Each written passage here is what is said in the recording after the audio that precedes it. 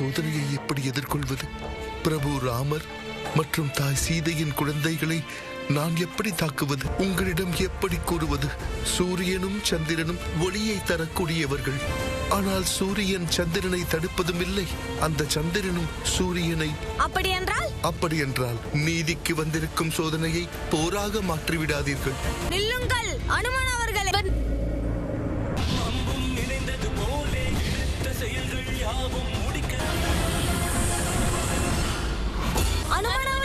அந்த சிறுவர்கள் அனுமன் அவர்களை நாகத்தால் கட்டிவிட்டார்கள். பயப்படாதீர்கள் அனுமன் அவர்களே, நாங்கள் இப்பொழுதே.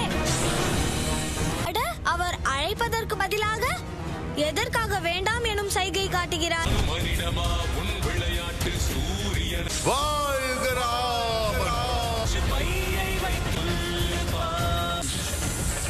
கூறு, அந்த அஸ்வமேத வேள்வி குதிரை எங்கிருக்கிறது என்று கூறு. அந்த இரு பாலகர்களும் அனுமன் அவர்களை நாகத்தால் கட்டிவிட்டார்கள். நாம் இவர்களை இனியும் விட்டு வைத்தோம் என்றால் அது அயோத்திக்கு ஆபத்தாக முடியும் அண்ணா. எந்த பிரச்சனையாக இருந்தாலும் சரி, அதை தொடக்கத்திலேயே கிள்ளை எறிய வேண்டும் அண்ணா.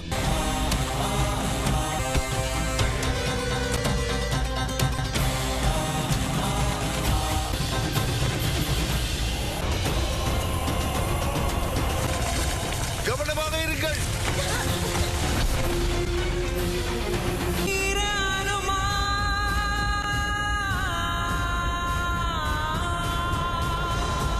ஒன்றுமாகவில்லையே. இல்லை, தாம் எங்களுக்கு செய்த உதவியை நாங்கள் மறக்க மாட்டோம். எதற்காக சூரியனையே உற்று பார்க்கிறீர்கள்? காத்துக் கொண்டிருக்கிறேன் பானாசுரா.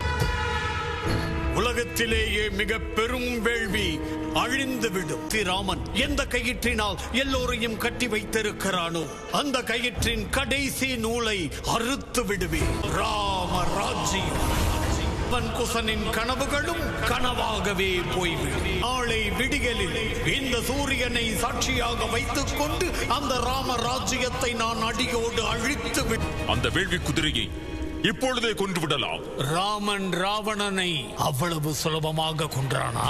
என்று போய் நாளை வா என்று ஒவ்வொரு நாளும் அவனை சித்திரவதை செய்தான். நழுங்கிவிடும். பழி விழப்போவது லவன் குசனின் மீது.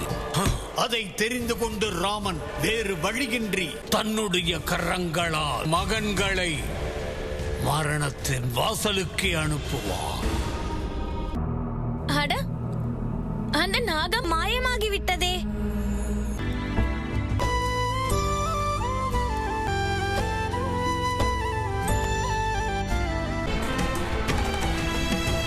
லவன் குசனை பற்றி கேட்டால் என்ன கூறுவது?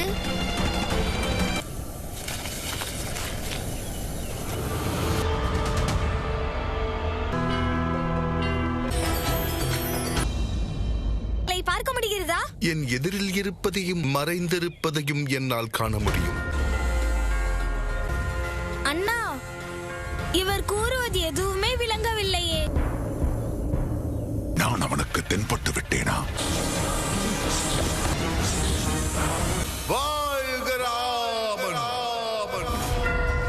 எந்த நிலைமையிலும் நாம் அவரை விட்டுவிடவே கூடாது.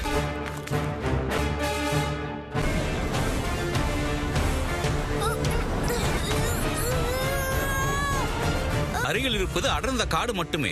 ஒரு குடில் உள்ளது. முனிவர் வால்மீகி வசிக்கும் இடம் அது.